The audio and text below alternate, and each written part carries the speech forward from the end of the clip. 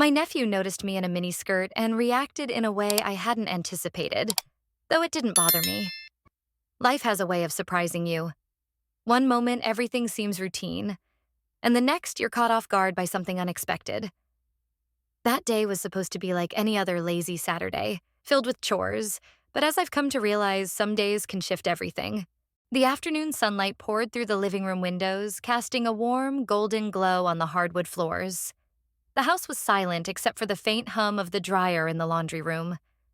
I had just finished folding a stack of towels and was about to tackle the closet, a task I'd been avoiding for weeks. It's one of those jobs that seems simple but always turns into a huge undertaking once you begin. I walked into the bedroom and opened the closet doors, immediately regretting it when I saw the chaos inside. Clothes I hadn't worn in years hung on mismatched hangers, their colors faded from disuse. Random boxes of trinkets wobbled on the top shelf, and shoes I barely remembered owning were scattered on the floor. With a sigh, I rolled up my sleeves and began sorting through the mess. I divided the clothes into piles, some to keep, some to donate, and some to throw away. Halfway through, I stumbled upon something I hadn't seen in years, a black, shiny miniskirt. It brought back memories of my younger, more carefree days when I'd wear it out dancing, free from the aches and pains that come with age. Holding it up, I felt a mix of amusement and curiosity. Could it still fit? I hadn't worn anything that short in years, but the skirt reminded me of who I used to be. On a whim, I decided to try it on, more out of curiosity than anything else. To my surprise, it fit perfectly, hugging my curves in a way that felt both comfortable and slightly embarrassing. Turning to the mirror, I barely recognized the woman staring back at me. She looked bold and confident, a stark contrast to the person who had spent years buried in routines and responsibilities. I smoothed the fabric over my thighs and let out a small laugh. "Still got it," I murmured, though my cheeks flushed at the thought. Just as I was about to change back into my usual sweatpants, the doorbell rang. My heart skipped a beat. Who could that be? I wasn't expecting anyone. I considered ignoring it, but the bell rang again, more insistently this time. With a sigh, I grabbed a loose cardigan from the bed and threw it on, hoping it would tone down the outfit. When I opened the door, I was greeted by a familiar face. My nephew Liam, now 21. He wasn't the scrawny teenager I remembered. He had grown into a confident young man with broad shoulders and an easygoing charm.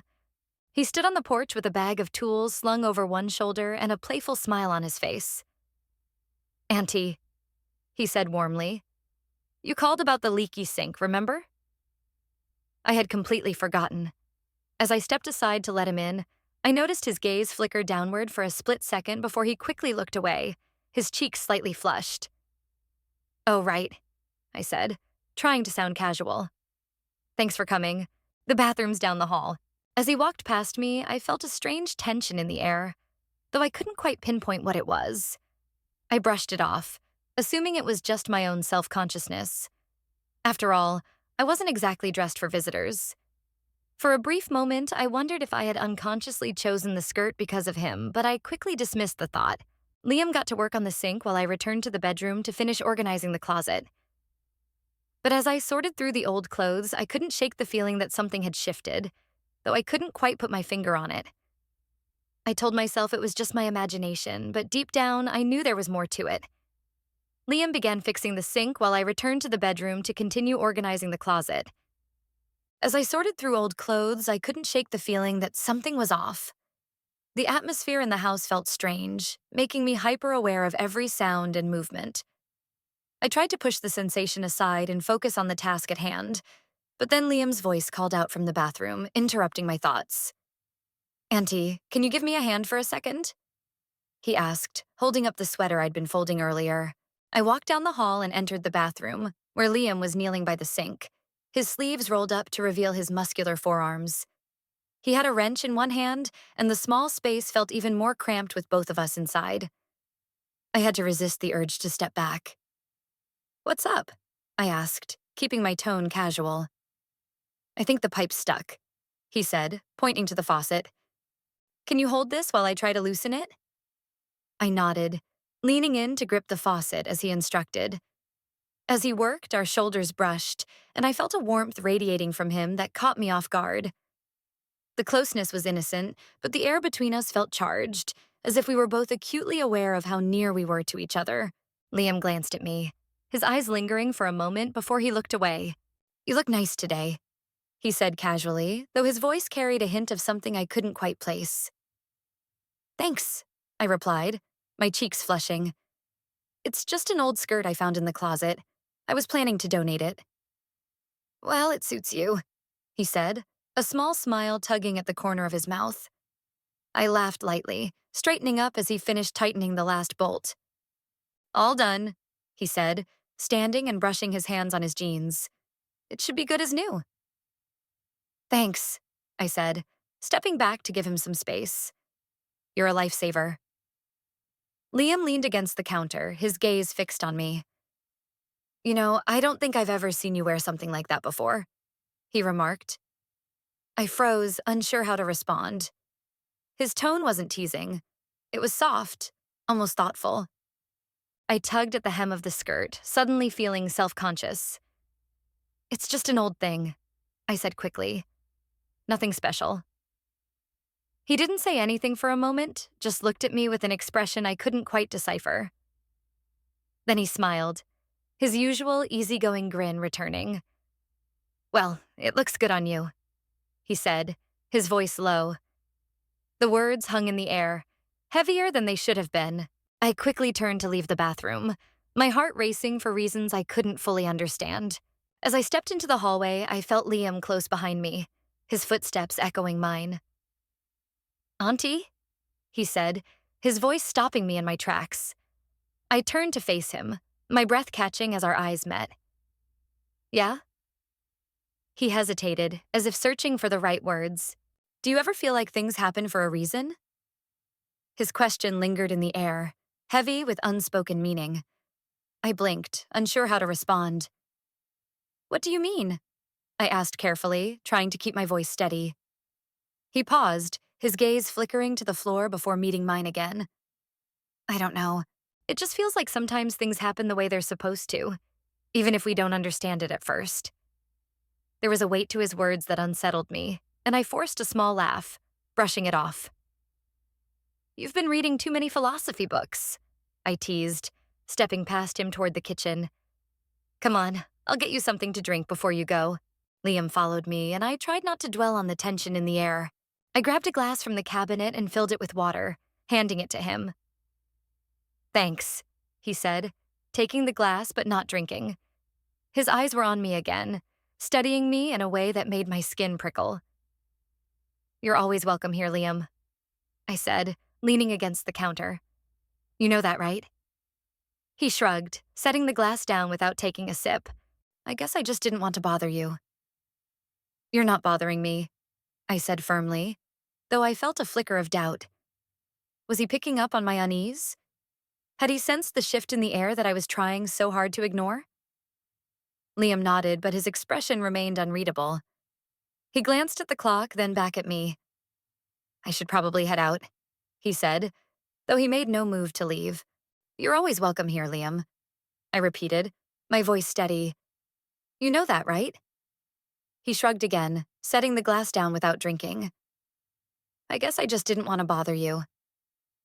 "You're not bothering me," I said, trying to sound firm, but I couldn't shake the feeling that something had shifted between us, something I wasn't ready to confront. I was doing my best to ignore the tension, but Liam nodded, his expression still hard to read.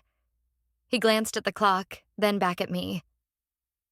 "I should probably get going," he finally said. "Thanks for letting me help with the sink." "Of course," I replied, relieved to have a reason to end the conversation. "Drive safe," I added, forcing a small smile as he turned toward the door. But just as he reached for the handle, he paused and looked back at me. "Auntie," he began, his voice soft. "Yes?" I responded. For a moment, he seemed to struggle with whatever was on his mind. Then he shook his head and let out a quiet laugh. "Never mind. I'll see you later."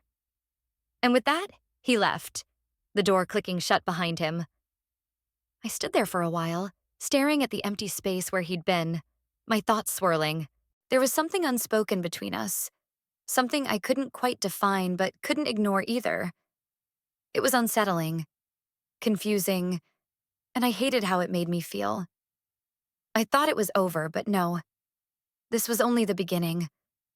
I had no idea what would come next. I tried to push the thoughts away and focus on my chores, doing anything to distract myself. But no matter how hard I worked, I couldn't stop thinking about Liam's words and the way he'd looked at me earlier. That night, as I sat on the couch with a cup of tea, I finally let myself think about it. Was I overreacting? Had I misunderstood his intentions? Liam was family. Surely he didn't mean anything by it. But the memory of his lingering gaze, the softness in his voice, and the hesitation in his words wouldn't fade. Just as I started to convince myself it was nothing, my phone buzzed on the coffee table. I picked it up, and my heart skipped a beat when I saw the message. "Auntie, can I ask you something?" I stared at the screen, my mind racing. Why was he texting me now? What could he possibly want to ask? After a moment's hesitation, I typed back a simple response. "Of course. What's on your mind?" His reply came almost instantly. "I just keep thinking about today. You look different. It surprised me, I guess." My stomach twisted as I read the words. "Different how?" I typed back, though part of me didn't want to know the answer. There was a long pause before his next message appeared. "I don't know. You just seemed confident, like you were glowing or something." I blinked at the screen, unsure how to respond. Was this just a harmless compliment? Or was there more to it? My fingers hovered over the keyboard as I debated what to say. Finally, I settled on something neutral. "I was just trying on old clothes. Nothing serious." He read the message immediately, and I watched as the typing bubble appeared and disappeared several times. When his response finally came through, it made my breath catch. "You looked really good. I mean it." My heart pounded as I stared at the words. This wasn't normal. This wasn't the kind of thing a nephew should say to his aunt. And yet, I couldn't bring myself to shut it down completely. Instead, I typed back, "Thanks, Liam. That's sweet of you to say." I hoped that would be the end of it, but deep down, I knew it wouldn't be. Sure enough, another message popped up moments later. "I don't know if I should say this, but I felt something today. Did you?" My breath caught, and my fingers trembled as I read the message. This felt like dangerous territory, and I didn't know how to handle it. Liam wasn't just anyone. He was family. Whatever he thought he was feeling, it wasn't right. But instead of shutting him down immediately, I found myself hesitating. Finally, I typed back, "Liam, I think you're confused. Whatever you're feeling, it's not real. It's just misplaced." His response came quickly. "Maybe. But I can't stop thinking about it. I'm sorry if this makes you uncomfortable. I just needed to tell you." I set my phone down, my hands shaking. The room felt colder, the air heavier. What had started as a simple visit to fix a sink had turned into something far more complicated, and I wasn't sure how to navigate it. I couldn't fully grasp what was happening. I wanted to believe Liam would let it go, that he'd move past whatever this was. But as I sat there, staring at his unanswered message on my phone, I couldn't shake the feeling that this was only the beginning. "If this makes you uncomfortable, I just needed to tell you." His message read. I put my phone down, my hands trembling, and the room suddenly felt colder, the air heavier. What had started as a simple visit to fix a sink had turned into something I couldn't quite understand. I wanted to think Liam would drop it, that he'd move on. But as I sat there, staring at his message, I knew this wasn't over. The next morning, I woke up with a heavy weight in my chest. The sunlight streaming through the curtains felt intrusive, as if it were highlighting all the things I didn't want to face.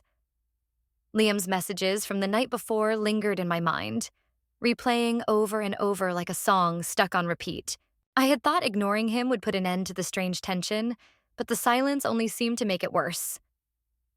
I tried to distract myself with my usual routine: coffee, laundry, tidying up the kitchen. But every so often, I'd catch myself glancing at my phone, half dreading and half expecting another message from him. By mid-morning, I'd convinced myself that maybe it was over, that he'd come to his senses and decided to move on. But then there was a knock at the door. My stomach dropped. It was too early for mail, and I wasn't expecting anyone else. I felt a nervous energy buzzing through me as I made my way to the front door. When I opened it, there he was. Liam, standing on the porch with his hands shoved deep into his pockets. His posture was casual but uncertain. "Liam," I said, my voice betraying my surprise. "What are you doing here?" "I was just in the neighborhood," he said quickly, his words rushed and unconvincing. "Thought I'd stop by." I stared at him, trying to read his expression, but it was guarded. "You live 20 minutes away," I pointed out, stepping aside to let him in. "Since when do you come to this neighborhood?" He shrugged, avoiding my gaze. "I just wanted to check in, see how you're doing." I closed the door behind him, feeling uneasy and frustrated. "I'm fine," I said, crossing my arms. "You could have texted me." "Yeah, I know," he replied, glancing around the room and fidgeting slightly. "I just needed to see you."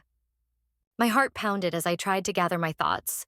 I took a deep breath and said, "Liam, we need to talk." He looked at me, his expression unreadable. "What you said last night, it's not appropriate. You're my nephew. Whatever you're feeling, it's not right." "I know," he said quickly, his voice laced with frustration. "I've been telling myself that over and over, but it doesn't change how I feel." I shook my head, backing away slightly as if distance could somehow diffuse the tension. "You're confused.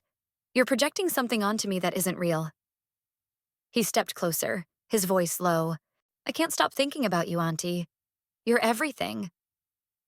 His words hit me like a punch to the gut. My mind scrambled for the right thing to say, something that would shut this down without breaking him. "Liam, listen to me," I said firmly. "This isn't love. It's misplaced affection. I care about you, but not in the way you're thinking. We have to ignore this." He ran a hand through his hair, his frustration evident. "I'm not asking for anything, okay? I just needed you to know. I needed to say it out loud." "Well, you've said it," I replied, my tone sharper than I intended. "And now you need to stop." For a moment, neither of us spoke. The air between us was thick with unspoken emotions that I couldn't bring myself to acknowledge.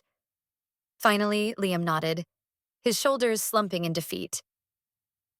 "Okay," he said quietly. "I'll leave." He turned toward the door, and for a fleeting moment, I felt a pang of guilt. He looked so young and vulnerable, and I hated the thought of pushing him away. But I knew it was necessary. This was a line that couldn't be crossed, no matter how much it hurt to enforce it. "Liam," I called out just as he reached the door. He stopped, glancing back over his shoulder. "Yeah?" "I care about you," I said softly. He nodded, his expression unreadable. "I care about you too, Auntie," he said. And with that, he was gone, leaving behind an emptiness that I couldn't quite explain. I sank onto the couch, my head in my hands, as the reality of what had just happened settled over me. Liam wasn't just some stranger with misplaced feelings. He was family, and I had no idea how to navigate this without losing the bond we'd shared. That night, as I lay in bed, I kept replaying our conversation in my mind. Had I been too harsh? Too dismissive? Or had I done the right thing by shutting him down? Questions swirled in my mind, refusing to let me rest. When my phone buzzed on the nightstand, I felt a jolt of both dread and anticipation. Sure enough, it was Liam. "I'm sorry," the message read. "I didn't mean to make things harder for you. I just needed to tell you the truth." I stared at the screen, unsure how to respond. Part of me wanted to leave it alone, to let the silence say what I couldn't, but another part couldn't ignore it. Even when I tried to focus on other things, my thoughts kept circling back to him. Then my phone buzzed on the nightstand. It was Liam. "I'm sorry, I didn't mean to make things harder for you. I just needed to tell you the truth." I looked at the message, torn between ignoring it and replying. On one hand, I wanted to let the silence speak for itself. On the other, I couldn't just pretend it didn't happen. "I understand," I typed back. but this has to stop. Liam replied almost instantly. I know. I'll try, but I can't promise it'll be easy. I set the phone down, my hands shaking. This wasn't over. I could feel it in my gut. A certainty that this was only the start of something far more complicated than I was ready to handle. The next few days felt like limbo. Liam didn't reach out again, and while I was relieved by the silence, it also left me uneasy. The tension hadn't gone away. It had just shifted into something quieter and heavier. I threw myself into work, errands, and anything else that could distract me from the thoughts I couldn't escape. But no matter how busy I kept myself, the memories lingered. His words, his gaze, the raw vulnerability in his voice. Just as I started to think the silence might last, he showed up again. It was late afternoon, and I was in the kitchen preparing dinner when I heard a knock at the door. My heart sank immediately, a familiar sense of dread settling over me like a heavy blanket. I wiped my hands on a towel, hesitated for a moment, and then made my way to the door. When I opened it, there he was, Liam, standing on the porch with his hands stuffed into his jacket pockets. Liam, I said, my voice betraying my surprise. What are you doing here? I needed to see you, he said, his voice calm but firm. I can't leave things the way they are. I stepped aside to let him in, though I felt uneasy about it. We talked about this, I said, closing the door behind him. I thought we agreed to take some space. I know, he replied, turning to face me. I've been trying, but I can't stop thinking about you, Auntie. It's like you're always in my head. I crossed my arms and leaned against the door, trying to stay calm. Liam, we can't keep having this conversation. You're my nephew. This isn't right. I know it's not, he said, his voice rising slightly. But knowing doesn't change how I feel. I care about you more than anyone else, and I can't just pretend that I don't. His words hit me like a punch to the gut, and for a moment I didn't know what to say. Come in, Liam, I said, closing the door. This isn't fair. It's not fair to me or to you. You need to let this go. I've tried, he said, his voice breaking slightly.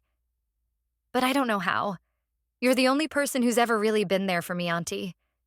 You've always cared, always understood me in a way no one else does. How am I supposed to just let that go? I closed my eyes, a wave of guilt washing over me.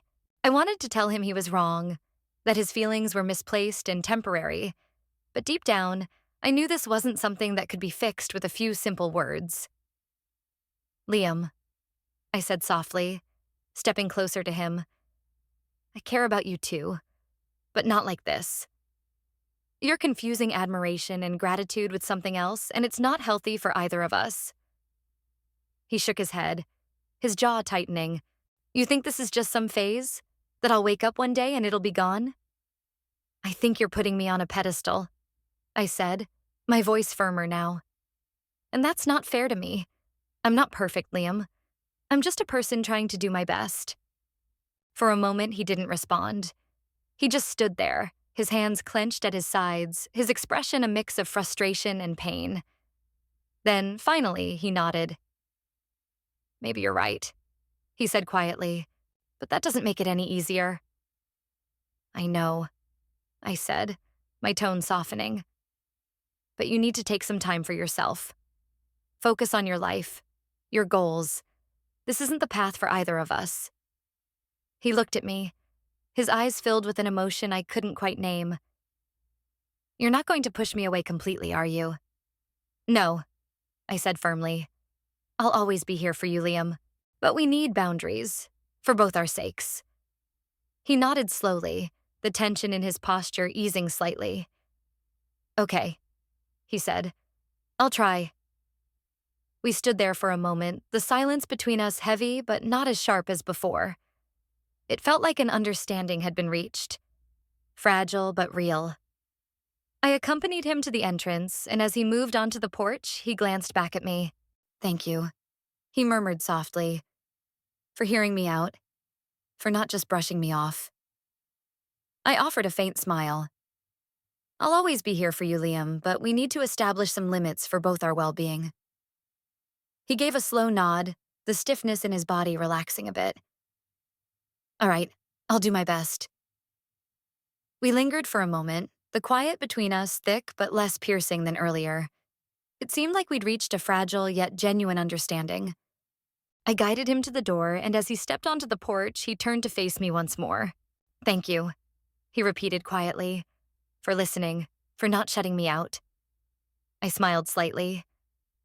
Take care of yourself, Liam, I said as he walked away. I shut the door, leaning against it as a wave of weariness swept over me. It wasn't a full resolution, not exactly, but it was a beginning.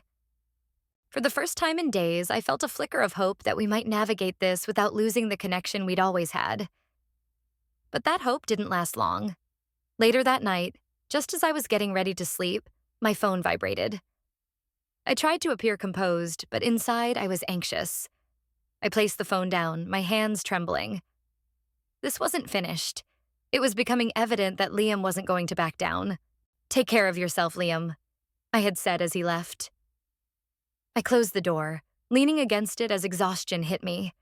It wasn't a complete resolution, but it was a start. For the first time in days, I felt a small spark of hope that we might find a way through this without losing the bond we'd always shared. But that hope was fleeting. Later that evening, as I was settling in for the night, my phone buzzed with a text. I picked it up, expecting a message from a friend or a work alert, but it was from Liam. I'm sorry, Auntie. I know I said I'd try, but I can't stop thinking about you. I don't know what to do. I keep remembering you in that skirt. You looked so amazing, so youthful and free. My heart sank as I read his words, the weight of them pressing on me. I typed back quickly, hoping to end the conversation before it escalated. Liam, we've already discussed this. You need to move on. And yes, I know I looked good in that skirt. I felt freer, to be honest. His reply came almost instantly. I'm trying, but the more I try, the harder it gets. I need to see you. I set the phone down, my hands shaking. This wasn't over.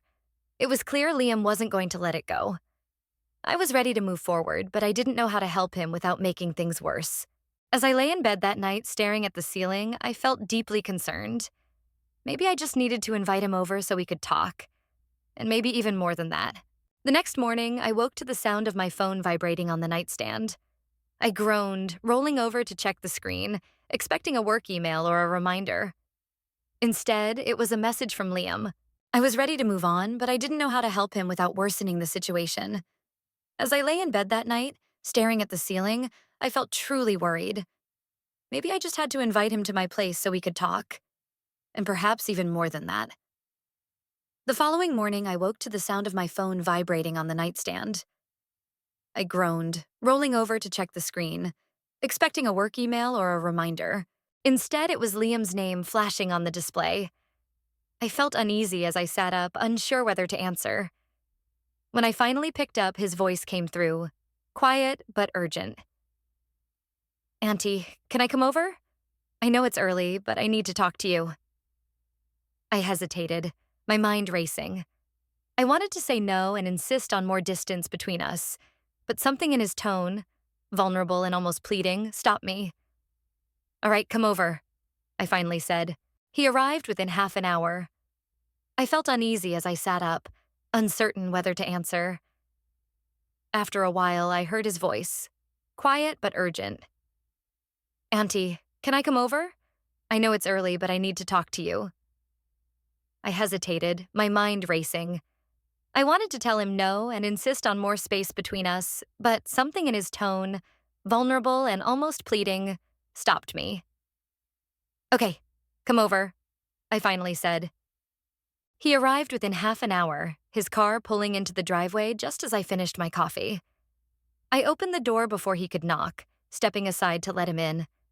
His face was pale, his usual confidence replaced by a nervous energy that made me uneasy. He looked at me, noticing I was wearing the skirt again. I could see him staring. What's going on? Is everything okay? I asked as he stepped into the living room. He shoved his hands deep into his pockets. Reluctantly, I opened the door for him as he arrived, having finished my coffee. He looked pale and anxious as he entered the living room. I noticed he was wearing the skirt again. "What's going on?" I asked. "Is everything all right?" He didn't respond immediately, but paced around the room as if gathering his thoughts. Finally, he stopped and turned to face me. "I've been thinking a lot," he began, his voice strained. "About us, about everything I've said." I cut him off, my tone firm. "Liam, we've already talked about this. I thought we agreed to take some space." "I know," he said. "I've tried." "I swear, but it's not working. I can't stop thinking about you, Auntie." Instead of answering right away, he paced around the room, as if trying to gather his thoughts. Finally, he stopped and turned to face me. "I've been thinking a lot," he began, his voice strained. "About us, about everything I've said." I cut him off. "Liam, we've already talked about this. I thought we agreed to take some space." "I know," he said quickly, holding up his hands. "I've tried. I swear, but it's not working. I can't get you out of my head, Auntie. Every time I try to move on, it just comes back." I sighed, crossing my arms as I leaned against the back of the couch. "Liam, I care about you, but this isn't healthy. You're holding on to something that isn't real." He shook his head, his frustration clear. "It feels real to me. And I know you feel something too. You didn't deny it." I froze. "What are you talking about?" He stepped closer. "The way you look at me, Auntie, that's what's been driving me crazy. I need to know the truth." I felt the ground shift beneath me, a wave of guilt and confusion washing over me. "Liam, this isn't about feelings. It's about what's right and wrong. You're my nephew. Whatever you think this is, it can't happen." His shoulders slumped, his gaze dropping to the floor. In a quiet voice, he said, "I know it's wrong, but I had to say it. I had to let you know how I feel, even if it means losing you." "You're not going to lose me," I said, my voice softening. "But you need to let this go, for both our sakes." The silence that followed was heavy, the air between us charged with unspoken emotions. Finally, Liam nodded, his expression resigned. "Okay," he said. "I'll try." I turned to face him, crossing my arms as if the gesture could shield me from the storm brewing in his eyes. "Liam, this isn't right. You know that. Even though we both may like it, it isn't right." "I know it's not," he said, stepping closer. "But that doesn't make it any less real." His presence felt overwhelming, the air between us crackling with an intensity that couldn't be ignored. I backed away instinctively, retreating toward the living room, but he followed, his gaze locked on mine. "Liam, please," I said, my voice trembling. "You're my nephew. This can't happen." "Why not?" he asked, his voice breaking. "You keep telling me it's wrong, but you've never said you don't feel anything. You can't keep denying it, Auntie. I see it in your eyes." I froze, his words cutting through me like a blade. "Liam, this isn't about feelings. It's about doing what's right. And this isn't right." "Then tell me you don't feel anything," he challenged, his voice low. "Look me in the eye and tell me you don't feel anything." I looked into his eyes, trying to speak, but the words wouldn't come. The truth was right there, and I couldn't ignore it. My silence was louder than any denial, and I saw a flicker of recognition in his eyes. "Auntie," he said, stepping closer. His hand reached out and touched mine, sending a jolt through me. "I care about you more than I've ever cared about anyone." I opened my mouth to respond, but no words came. The truth was undeniable, and I couldn't pretend otherwise. He moved closer, his hand still on mine, and I felt a shock run through me at his touch. "I know this isn't how it should be," he said, "but I can't help it. I don't think you can either." I should have pulled away, told him to leave, but I couldn't. His gaze held me in place, and I felt my resolve crumbling under the weight of everything we'd been holding back. "Liam," I said, my voice barely audible. "It feels right." "Tell me I'm wrong," he said, his voice trembling. "Tell me to leave, and I will." His hand lingered on mine, warm and steady. I looked up at him, my breath catching as our eyes met. The space between us seemed to shrink, pulling us closer despite every logical reason to resist. My heart raced, my mind at war with my emotions. But before I could speak, he leaned in, his lips brushing against mine in a kiss that was both hesitant and filled with emotion. For a moment, I froze, caught in a whirlwind of sensation and disbelief. But then something inside me gave way, and I found myself responding.